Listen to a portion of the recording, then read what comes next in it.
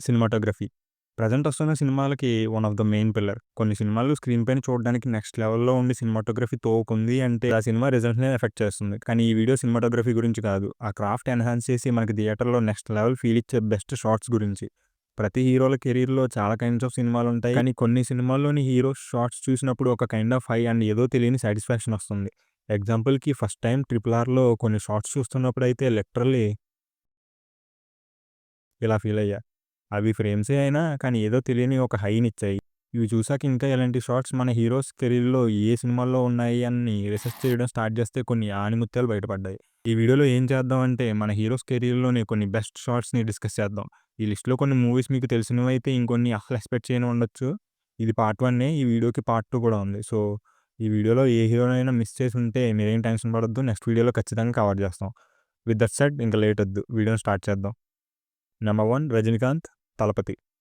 వీడేంటి లిస్ట్‌ని తమిళ్ హీరోతో స్టార్ట్ చేశాడు అని మీరు అనుకుంటే నేనేం చేయలేను. ఎందుకంటే నాకు తెలుగు, తమిళ్, హిందీ అని డిఫరెన్సెస్ లేవు. అండ్ అయినా మన తెలుగు వాళ్ళు అంటే సినిమా బావుంది అంటే ఖచ్చితంగా హిట్ చేస్తాం.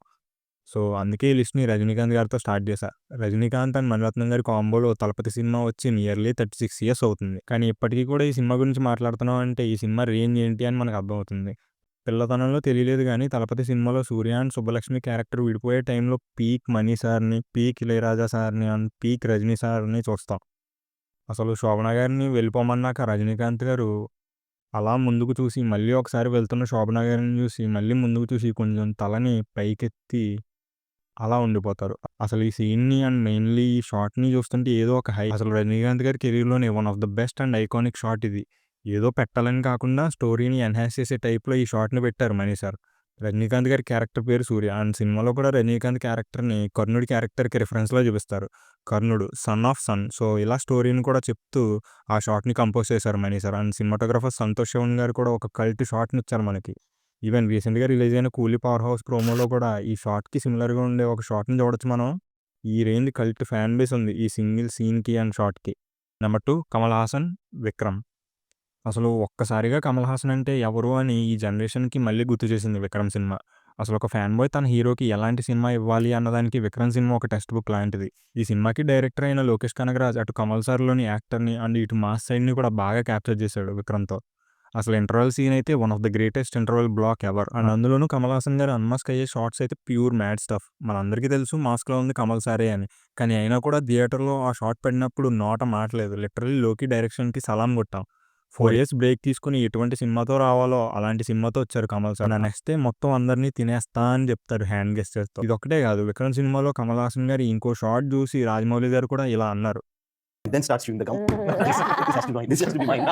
Not some Lokesh Kanagaraj. This has to be ఆ షాటే 'విక్రమ్' క్లైమాక్స్‌లో వచ్చే ఈ షాట్. ఒక పీక్ ఇంటెన్స్ రోలెక్స్ కేమియో తర్వాత కమల్ సార్ ఫుల్ స్వాగ్‌తో చూయింగ్ గమ్ నములుతూ స్లోగా కెమెరా వైపు నడుచుకుంటూ వస్తారు. గూస్ బంప్స్ అంతే. ఫుల్ ఫీస్ట్ పెట్టాడు థియేటర్‌కొచ్చిన ఆడియన్స్‌కి లోకి. నంబర్ 3 ప్రభాస్, 'కల్కి' అండ్ 'సలార్'. అలా 'బాహుబలి' సిరీస్ లాంటి హైని చూసిన ప్రభాస్‌కి ప్రాపర్ హిట్ పడలేదు. అలాంటి టైంలోనే అందరి ఫ్యాన్స్ అండ్ ఆడియన్స్ హోప్స్ అన్నీ కూడా ప్రశాంత్ నీల్‌తో ఓకే చేసిన 'సలార్' మీదే. అండ్ ముందొచ్చిన టీజర్ కొంచెం డౌట్ క్రియేట్ చేసినా గానీ ట్రైలర్ మాత్రం నెక్స్ట్ లెవెల్‌లో హై ఇచ్చింది.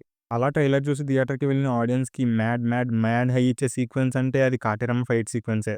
అసలు ఈ ఫైట్ ఉంటదిరా చారీ ప్యూర్ ప్రభాస్ స్టఫ్ అంతే. ఈ ఫైట్‌లో వచ్చే ఈ షాట్ ఫస్ట్ టైమ్ చూస్తున్నప్పుడైతే మైండ్‌లో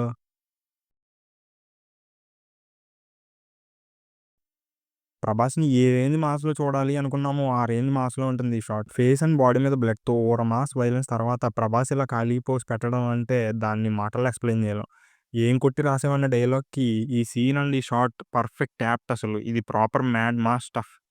ఇది ప్రాపర్ మ్యాడ్ మాస్ షాట్ అయితే నెక్స్ట్ చెప్పేది దీనికి అపోజిట్ అండ్ ఆ షాటే 'కల్కి 2898 ఏడీ' క్లైమాక్స్‌లో వచ్చే కర్ణ షాట్. అలా సినిమా అంతా ఓకే. బావుంది అన్న ఫీల్‌లో ఉన్న ఆడియన్స్‌కి ఒక సడెన్ సర్ప్రైజ్ ఇది. అందరూ 'కల్కిని' ఎక్స్‌పెక్ట్ చేస్తే ఔట్ ఆఫ్ ద సిలబస్‌లా 'కర్ణ' గెటప్‌లో ప్రభాస్ రావటం అండ్ బ్యాక్‌గ్రౌండ్‌లో 'Arjun Das' voice over elevation and 'Sanna' BGM అన్నీ కూడా ఈ సింగిల్ షాట్‌ని పీక్ సినిమాటిక్ మూవ్‌మెంట్‌గా మార్చేసాయి. అసలు 'కల్కి' సినిమాలో ఈ షాట్ అండ్ సీన్ లేకపోయి ఉంటే సినిమా రిజల్ట్ ఎలా ఉండేది అన్నది పెద్ద క్వెషన్.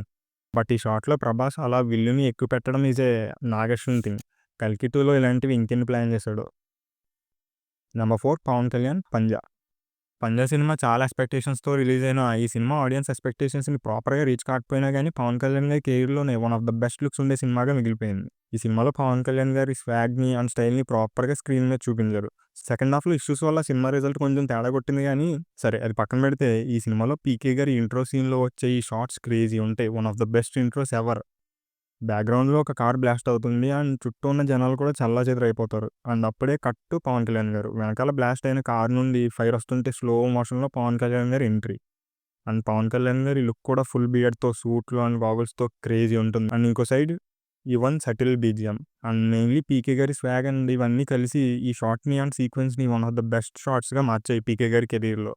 ఇంకా చాలా సినిమాల్లో చాలా మంచి షాట్స్ పీకే గారికి పడ్డాయి. బట్ 'పంజా'లో ఈ షాట్ మాత్రం కొంచెం అండర్ రేటెడ్ అని నా ఫీలింగ్. సో, అందుకే దీన్ని మెన్షన్ చేశా. నంబర్ 5 మహేష్ బాబు 'కలేజా'. ఒక సినిమా అది రిలీజ్ అయినప్పుడు ఫ్లాప్ అయ్యి over the years cult following తెచ్చుకుంది. అంటే వెంటనే నా మైండ్‌లోకి వచ్చేది 'కలేజా' సినిమానే.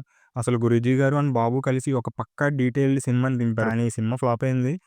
ఆ విషయాన్ని వదిలేస్తే ఈ సినిమా ఇంటర్వెల్‌లో బాబు ఇంటెన్సిటీ పీక్స్‌లో ఉంటుంది. కానీ ఈ ఒక్క షాట్ మాత్రం లిటరల్‌గా మైండ్ పోయేలా చేస్తుంది. రాజు క్యారెక్టర్ ఫైట్ చేసిన తర్వాత అలా స్లోగా చెయ్యి చాస్తుంటే ఒక పెద్ద పిడుగుపడి అక్కడున్న చెట్టు కాలిపోతుంది.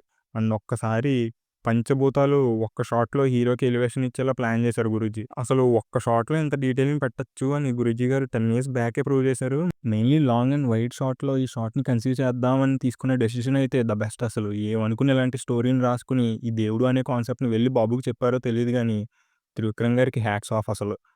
బాబు కూడా చాలా ఓపెన్‌గా ఈ సినిమాని చేసి ఒక కల్ట్ సినిమాని మనకిచ్చాడు. సో, ఇది మన వీడియో. ఈ వీడియోకి కంటిన్యూషన్ వీడియో కూడా ఉంది. అండ్ ఆ వీడియోలో మిగిలిన యాక్టర్స్ యొక్క బెస్ట్ షాట్స్‌ని మెన్షన్ చేస్తాం. సో, మీరు టెన్షన్ పడొద్దు. మళ్ళీ ఇంకో వీడియోతో మీ ముందుకొస్తాం. అంతవరకు team film reason signing off.